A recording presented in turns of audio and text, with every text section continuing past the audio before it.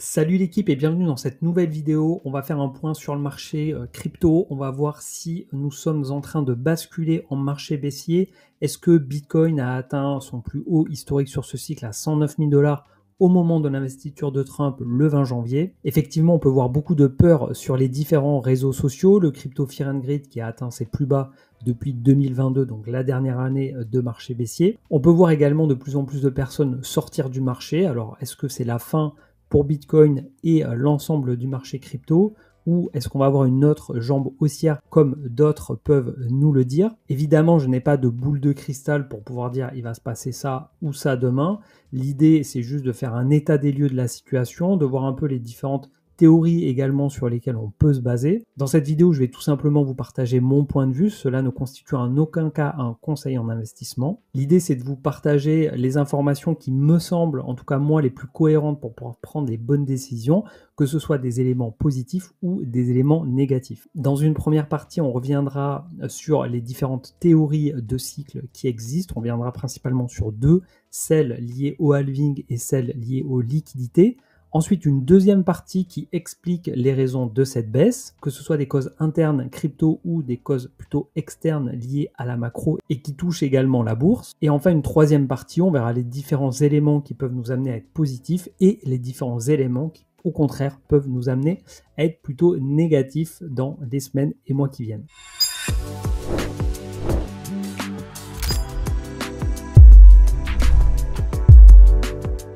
Bienvenue sur La Crypto by Joe, je m'appelle Jonathan, j'investis dans les cryptos depuis 2017, donc autant vous dire que des baisses comme celle-ci, j'en ai connu d'autres, hein. Même si ça ne fait pas plaisir, ça fait partie du marché, on est là pour la volatilité à la fois à la hausse mais aussi à la baisse, même si elle est beaucoup plus difficile à accepter, c'est le jeu. On dit toujours qu'on met de l'argent qu'on est prêt à perdre, mais quand ça devient réalité, c'est beaucoup plus difficile à accepter. C'est une des raisons pour lesquelles beaucoup de gens se tournent vers les altcoins. Bref, mais ça, j'en reparlerai un petit peu plus tard. Depuis un peu plus d'un an maintenant, j'ai lancé cette chaîne YouTube, donc je vous invite à aller faire un petit tour dessus. Si vous pensez que les différents formats de vidéos peuvent vous être utiles, eh bien, je vous invite à vous abonner et à activer la cloche pour pas louper les prochaines vidéos. Pour ceux qui débutent, vous trouverez dans la description un guide gratuit qui vous donne toutes les bases pour pouvoir commencer sereinement dans l'investissement crypto. Ce qui n'est pas si simple que ça quand on peut lire les différents commentaires, que ce soit sur YouTube, sur X, voilà. Peu importe le réseau social, on est bien dans une ambiance de fin du monde sur la crypto. Donc comme vous le voyez à l'écran, ici on retrouve le Bitcoin en logarithmique en mensuel. J'ai fait apparaître du coup les différents halvings, puisque le premier élément dont je voudrais vous parler, donc ce sont les cycles, hein, les cycles qui sont liés au halving et à la liquidité. Il y a une corrélation entre les deux. Comme on peut le voir ici, après le premier halving, on a eu un fort mouvement haussier qui s'est fait en deux temps. Ici le premier temps, correction, deuxième temps. Ensuite, marché baissier, hein, donc quand on parle de marché baissier, on parle d'une descente longue et douloureuse, hein, parce que ça prend vraiment du temps, ça baisse petit à petit sans s'arrêter, et ça dure plusieurs mois, voire plusieurs années, puisque si on regarde ici, si on prend jusque là, ça fait 20 bars, hein, donc 20 bars c'est 20 mois, donc quasiment 2 ans de marché baissier, avant de trouver le bottom et de repartir en marché haussier, notamment ici après le halving et plus fortement là une fois que l'ATH a été brisé, on part vraiment en explosion. Ensuite top de marché, donc on re-rentre en marché baissier pendant plusieurs mois, le halving, hop, on repart en marché haussier, le top ici et on re-rentre en marché baissier. Ici donc on est rentré donc plus récemment ici en 2024 en marché haussier, voire en 2023, ça s'est fait un peu plus tôt que le halving. Notamment avec l'arrivée des ETF début 2024 qui a vraiment poussé le marché à la hausse. Et ce qu'on observe ici maintenant, donc c'est une phase de correction comme on a déjà vécu dans les différents cycles haussiers avant le top de marché, ou peut-être donc du coup qu'on est sur le top de marché. Je vous donnerai mon avis en fin de vidéo, après vous avoir présenté du coup les différents éléments, et bien évidemment je peux me tromper et je n'ai pas de boule de cristal. Voilà, je vous partage simplement mon ressenti et mon avis qui est, déjà je peux faire un petit spoiler, qui est plutôt négatif à court terme, mais qui va être positif du coup sur le moyen long terme. Là, je vous parle uniquement de Bitcoin, mais on aura l'occasion de revenir sur les alts. Cette théorie des cycles liés au halving, elle est représentée ici par ce schéma. Donc sur ce compte X, ils ont identifié 4 couleurs qui correspondent à 4 années. Et si je prends le point de départ ici du top de marché 2013, on a une zone jaune qui correspond au marché baissier, donc qui dure 1 an.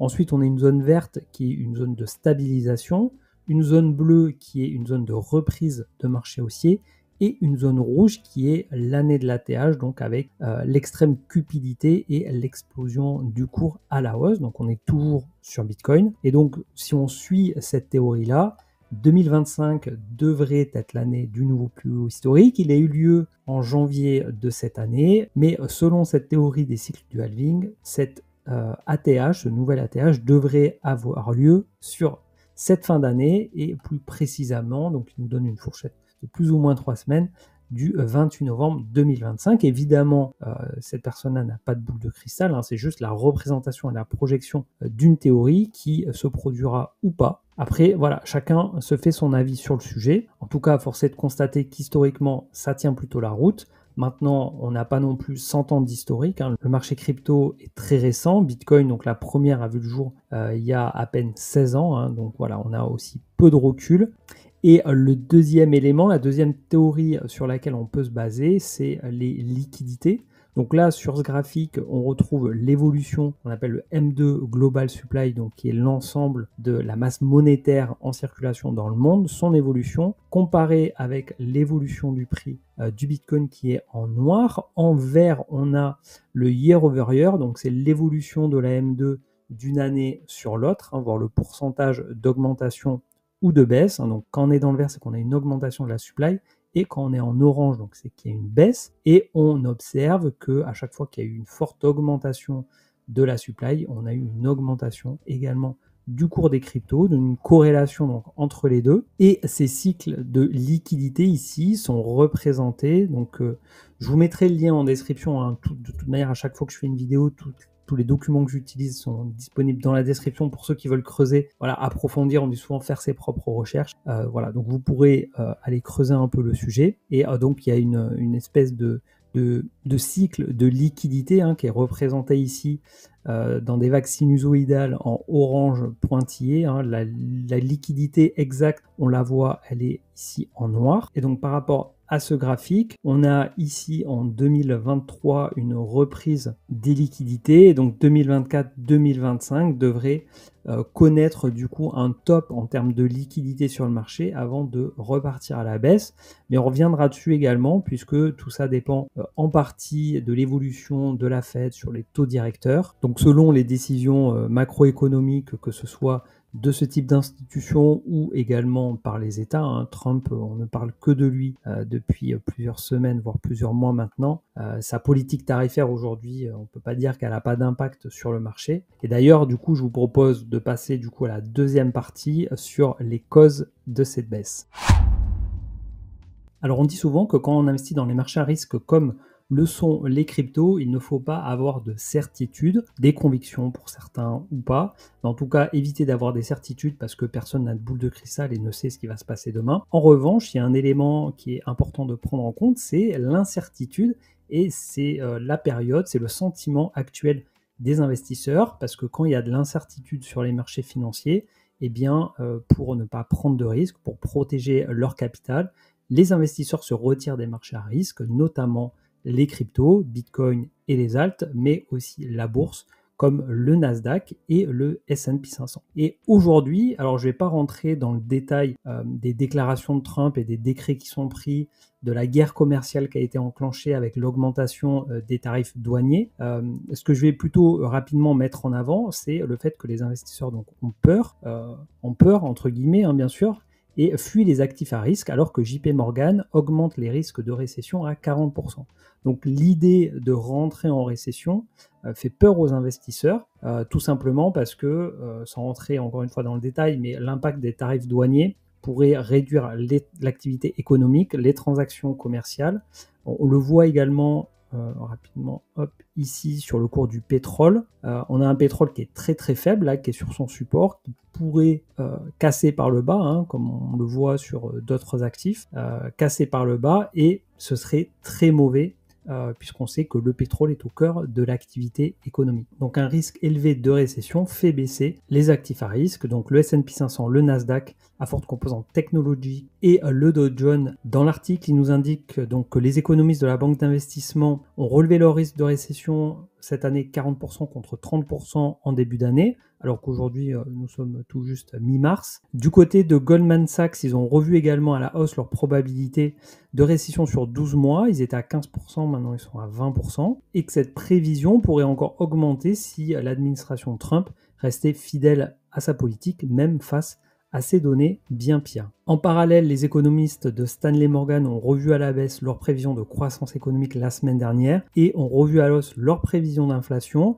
Donc hausse de l'inflation, baisse de la croissance économique, baisse du PIB, et donc avec un PIB donc, qui serait à 1,5 en 2025 et qui pourrait tomber à 1,6 en 2026. Et donc toutes ces raisons-là du coup poussent les investisseurs à sécuriser leur capital et donc à sortir des marchés à risque. Donc à ce jour, la récession n'est pas actée, hein, c'est des probabilités de rentrer en récession. On a ici les stratèges de Bank of America, la deuxième banque américaine, qui mettent en garde contre un potentiel crack de 40% du S&P 500, l'attribuant à une bulle boursière de croissance. Ils ont fait une comparaison entre le scénario actuel du marché et les deux bulles des années 60 et des années 90, le Nifty 50, et la bulle Internet, puisqu'ils considèrent qu'il y a des similitudes entre ces périodes et le marché actuel, donc laissant entrevoir une possible chute imminente. Effectivement, si on regarde donc le Nasdaq, qui est l'indice de référence américain des valeurs technologiques, on a une forte baisse depuis le 18 février, autant dans les cryptos on est habitué, autant en bourse c'est plus rare. Donc moins de 13% pour le Nasdaq. Pour le S&P 500, on est à quasiment moins 10, hein, donc on est encore loin des potentiels moins 40%, hein, après aucune certitude.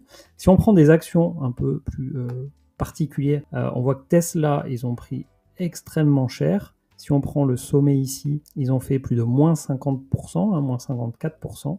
Donc on voit une bourse qui est aujourd'hui en difficulté, tout comme l'est le marché crypto. Et également, donc on l'a vu pour le pétrole, c'est compliqué. À l'inverse, le gold, lui, il est sur ses plus hauts historiques, hein, et ça, généralement, c'est aussi pas bon signe par rapport aux récessions. Et généralement, quand on voit le gold augmenter comme ça, potentiellement, donc c'est que les investisseurs veulent protéger leur capital, et le gold reste la valeur refuge de référence, même si on aimerait bien que ce soit Bitcoin. Force est de constater que c'est pas le cas aujourd'hui. On a une corrélation entre la bourse et la crypto. Généralement, quand la bourse est en difficulté, les cryptos le sont aussi.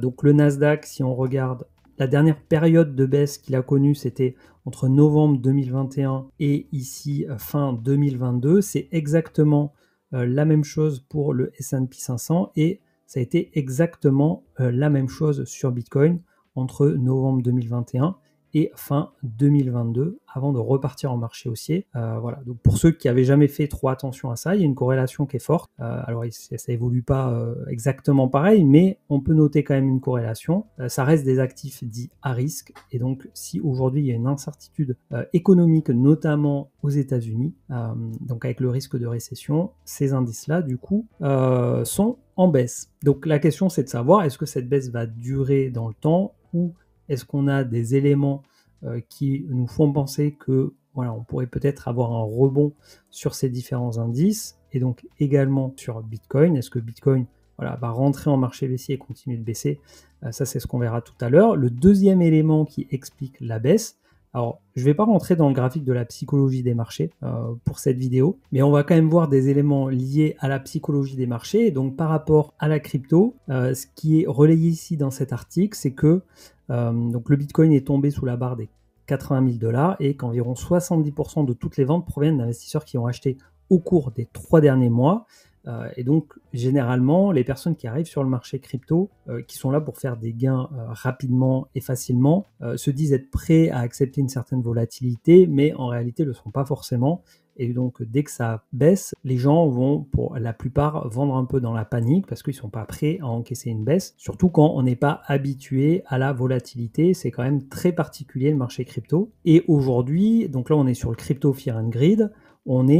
On a atteint le niveau le plus bas 10 depuis un an. Là, c'est sur un an. On était à 10, donc le 27 février. Si je regarde sur un horizon de temps un peu plus grand, on a retrouvé des niveaux de juillet 2022. Donc, comme on l'a vu, juillet 2022, c'était pendant le marché baissier, ici, où on était pas loin du plus bas. On était autour des 20 000 $ au moment de la faillite de Three Arrows Capital et de Celsius. FTX, pour ceux qui s'en souviennent, c'était fin novembre 2022. Ça avait marqué le bottom du marché. Et donc, on était à 24. Donc, c'est à peu près ce qu'on a aujourd'hui. Voilà. Donc, un marché qui est dans l'extrême peur et qui vend, du coup, pour limiter les pertes ou pour prendre des profits. Parce que ne faut pas oublier que Bitcoin, il n'y a pas si longtemps que ça, donc il y a un peu plus de 2 ans, il était autour des 15 000 $. Donc il a été un bon moment à 20 000, même à 30 000 $. Ici, il y en a qui sont sur des x3. Donc c'est normal à un moment donné aussi de prendre ses profits. Et aujourd'hui, je pense qu'on a un sentiment d'extrême peur, voire de fin de bull run et de début de marché baissier, parce qu'on a une décorrélation entre Bitcoin et les alts. Si je me mets ici sur la dominance du Bitcoin, le Bitcoin, depuis le point bas, donc on a dit novembre 2022, la dominance du Bitcoin n'a fait que monter.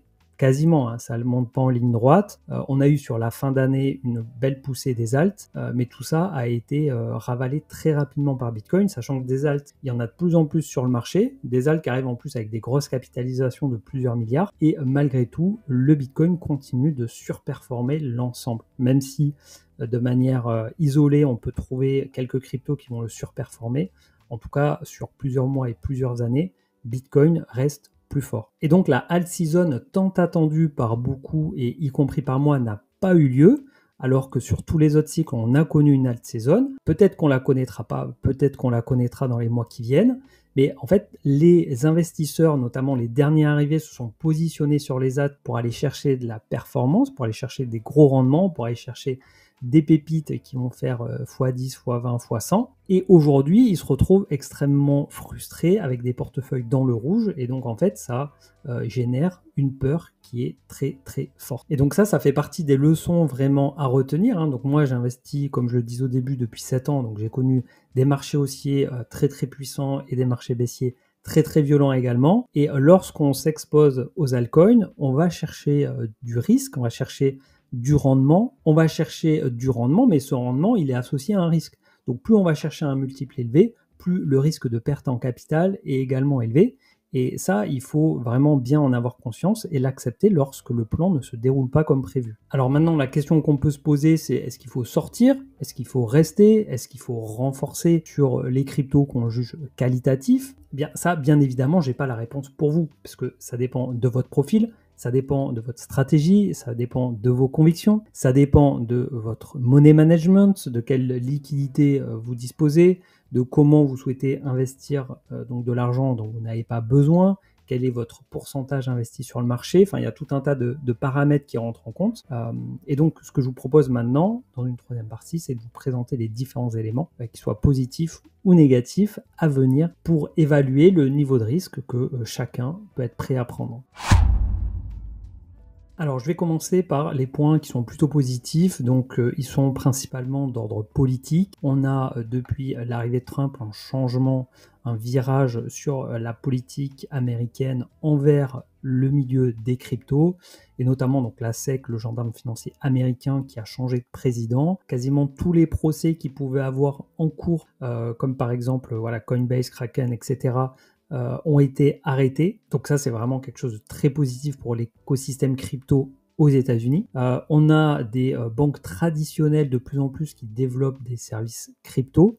Donc par exemple, en info fraîche, on a BBVA, donc qui est une banque espagnole, qui est la deuxième banque d'Espagne, et parmi les 50 plus grandes banques au niveau mondial, qui ont donné le feu vert pour proposer à leurs clients le trading et l'achat en custodial, donc c'est-à-dire qu'ils vont pouvoir conserver pour leurs clients du Bitcoin et de l'Ether. Donc on voit qu'il y a une adoption par les États, une adoption par les banques, une adoption par les institutionnels également au travers des ETF. Récemment, on a eu un décret signé par Trump qui transforme le Bitcoin en actif d'État. Donc par rapport au sommet qu'il y a eu, il y a eu une déception parce qu'il n'y a pas de plan, on va dire, dévoilé avec des achats à venir de Bitcoin.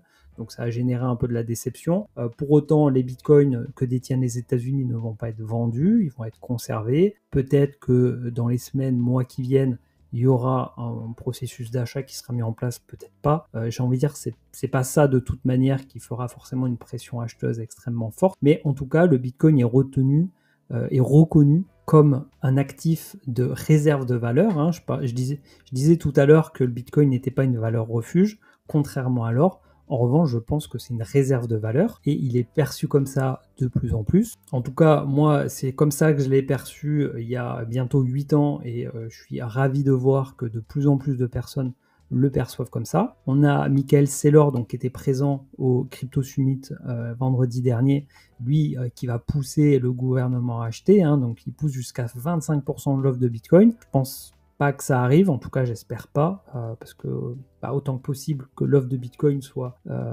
pour tout le monde et pas concentrée dans quelques mains.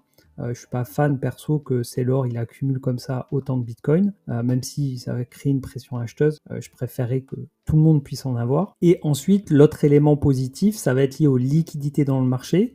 Ici, on a deux graphiques qui sont superposés. En vert, on a la globale M2, donc la masse monétaire en circulation. On a Bitcoin en bleu.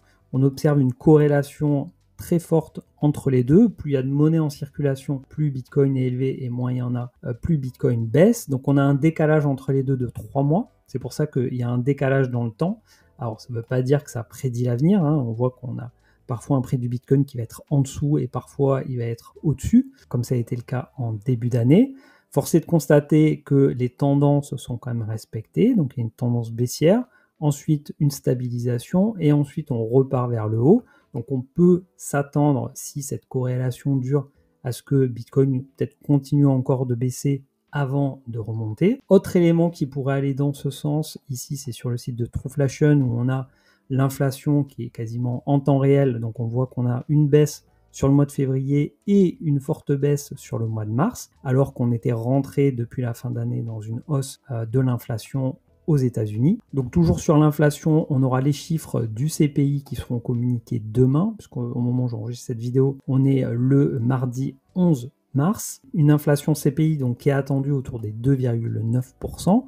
Donc un petit peu inférieur à ce qui était prévu le mois dernier, puisque le mois dernier c'était également 2,9% attendu, mais il y avait eu 3%, donc à voir du coup demain à combien sera le CPI, mais c'est possible voilà, qu'il entame sa baisse, vu qu'on a vu que sur Truflation quand même il y avait une baisse qui était amorcée en février, il est possible que ce soit 2,9%, peut-être un peu moins. Bon, bref, là, j'en ai aucune idée, on verra demain. Et en tout cas, ce qui va impacter les liquidités, ce sont l'évolution des taux d'intérêt. Et on voit que les taux d'intérêt, en fait, il y a plusieurs baisses de taux qui sont attendues. On est sur des probabilités avec des pourcentages. Ces probabilités, elles bougent au fil des mois. Moi, ça fait plusieurs années que je les observe et je vois que ce qui est la vérité d'un jour n'est pas la vérité de toujours, loin de là. Il y a encore quelques jours, on n'avait qu'une seule baisse de taux qui était prévue au mois de septembre pour 2025. Et là, à aujourd'hui, on a une baisse de taux qui est attendue pour le mois de juin, une baisse de taux supplémentaire pour fin juillet et une baisse supplémentaire encore en septembre. Donc ce serait 3 baisses de taux quasiment successives sur 2025. Et par rapport à ça, je ne peux pas m'empêcher de penser, au début où Trump est arrivé, il a dit qu'il voulait augmenter les liquidités, qu'il fallait baisser les taux d'intérêt. Jérôme Powell a dit non. Ils étaient en opposition et en désaccord sur ce point et que finalement, toutes les décisions de Trump vont dans le sens qui pourrait forcer finalement Jérôme Powell à baisser les taux d'intérêt. Alors là, c'est un peu de spéculation de ma part. En tout cas, force est de constater que les taux pourraient être amenés à baisser plus que prévu. Et dans le même temps, on a un dollar qui baisse. Donc le DXY, c'est le dollar face à un panier de devises qui était dans un range, qui est sorti de ce range sur ce début d'année avant de complètement s'effondrer. Et ça fait partie également des souhaits de Donald Trump, c'est de baisser la force du dollar par rapport aux autres devises et c'est ce qui est en train de se passer. On voit l'euro également qui était sorti de son range à la baisse, qui est en train complètement de le réintégrer. Le dernier élément qui me semble positif, on a parlé de la partie macro, liquidité par rapport au cycle, mais il y a également du coup le fameux halving, comme on a vu en début de vidéo. Aujourd'hui, on a ici sur ce graphique la représentation du pourcentage d'évolution d'un halving à l'autre. Donc là, on est pour le moment à 22,52% entre l'halving de 2024 et le prochain halving prévu en 2028. Et donc, ils nous ont fait ici une projection donc à 22,52% des précédents cycles. Si on regarde sur 2021 par rapport au cycle précédent, on était à l'époque dans un premier top de marché, avant d'en connaître un second qui sera un petit peu plus haut sur la fin d'année. Sur 2017, on est encore loin de l'ATH qui aura lieu donc fin 2017. Sur 2013, on n'est pas loin de l'ATH, et sur 2011, donc là il n'y avait pas de halving, c'était le début de l'émission des blocs sur la blockchain. Du coup, on est loin du point haut historique. Après, certains diront qu'on est un peu en avance ou un peu en retard par rapport au cycle précédent. En tout cas, si on regarde par rapport au dernier top de marché, on a encore le temps en fait de faire un plus haut historique. Maintenant, sur les points négatifs, on pourrait dire que malgré le fait que le dollar baisse, les actifs à risque baissent également, alors que normalement il y a une corrélation inversée entre les deux. Quand le dollar monte, les actifs à risque comme la bourse et les cryptos baissent, et inversement, quand ils baissent, les actifs à risque montent, ce qui n'est pas le cas aujourd'hui. On pourrait également se dire, Bitcoin, il a fait un nouveau plus haut à 69 000 par rapport à son ancien plus haut de 65 000. Donc on est sur un plus 60%. On a en weekly un double top, et donc potentiellement une structure de retournement de marché qui enverrait du coup Bitcoin et les cryptos en marché baissier. On a également eu un plus haut historique sur Solana, même s'il est peut-être bien moins prononcé. On l'a eu également, pareil, c'est pas très bien prononcé, mais sur BNB. Il y a quelques cryptos comme ça qui ont fait des plus hauts historiques. Si on prend par exemple FET qui a complètement explosé son plus haut historique. On a des cryptos comme Tao qui ont fait des performances absolument folles de plusieurs centaines, voire milliers de pourcents. On a eu toute la hype des meme coins, comme on a eu sur les NFT en fin de cycle. Donc on peut retrouver des similitudes entre ce qu'on vit aujourd'hui et les fins de cycle qu'on a connues précédemment, qui finissent généralement par des excès des gènes, avec en apothéose donc Trump qui a lancé son meme coin. C'était extrêmement proche du plus haut historique, qui a été suivi par un président africain, qui a été suivi également, alors plus ou moins, par le président argentin qui a fait la promotion d'un meme coin, même si c'était pas le sien. Et donc cette alt season, en tout cas, sur les meme coins, elle a eu lieu. On a eu une bulle très très forte sur les agents IA en fin d'année. Donc on a eu des trucs un peu dégènes, comme on a connu avec les NFT ou le Metaverse sur 2021, qui pourraient faire penser du coup que voilà, le schéma s'est répété et donc le marché haussier est terminé. Alors vous l'aurez peut-être compris, mais moi j'aurais plutôt tendance à être du côté optimiste en termes d'éléments négatifs. Et je dirais que c'est le sentiment de marché, la psychologie des marchés aujourd'hui qui est dans la peur, qui l'éventualité d'une récession, d'un crack des actions qui entraînerait le marché crypto, ou d'un fin de cycle sur les cryptos, dont aujourd'hui je ne suis pas convaincu. Pour autant, je pense que ça peut toujours baisser à court terme, comme toujours, de toute manière, pas de boule de cristal. On a un niveau ici autour des 72 000 $ qui pourrait du coup être la dernière résistance à aller tester avant de repartir à la hausse. Toujours sans certitude, c'est juste que si on étudie les différents scénarios et les différentes possibilités, on peut envisager du coup une baisse encore un peu plus forte, un peu plus prononcée du coup, probablement sur les alts, avant d'avoir une dernière hausse parabolique, ou tout simplement on va avoir un rebond technique. On va buter ici sur le support des 92 000 et qui deviendra à ce moment-là une résistance, et avoir une espèce de dead cat bounce avant derrière de partir en marché baissier. Avant de vous laisser, je voudrais vous faire une petite mise en garde concernant ce que je peux vous dire, ce que vous pouvez entendre de vos youtubeurs préférés, ce que vous pouvez lire également sur les différents réseaux sociaux. C'est que tout le monde est fortement biaisé par tout un tas de choses, que ce soit la taille du portefeuille, que ce soit le moment où les gens sont rentrés, que ce soit la répartition de leur portefeuille, que ce soit leur profil, leur horizon d'investissement. Est-ce que ce sont plutôt des traders ou des investisseurs?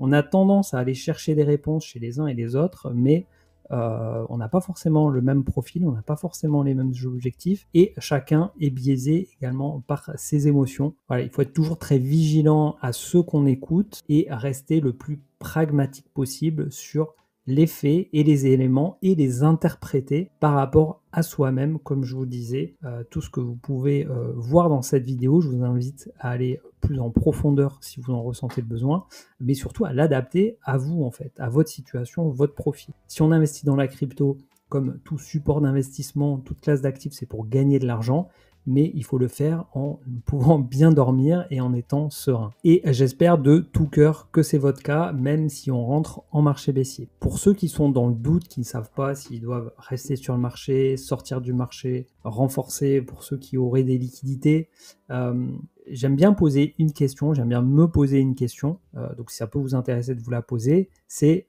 est-ce que je suis prêt à vendre maintenant pour racheter plus bas et bien évidemment toujours avoir un plan, c'est-à-dire que si oui, à quel moment ou à quel prix. Et en fait, la réponse à ces questions devrait vous aider à répondre à la question initiale de savoir est-ce que je sors, je rentre ou je fais rien. Voilà pour mon avis et l'état de situation un peu que je fais du marché crypto et du marché du coup un peu plus général. J'espère que cette vidéo vous aura plu. Si c'est le cas, pensez à mettre un petit like.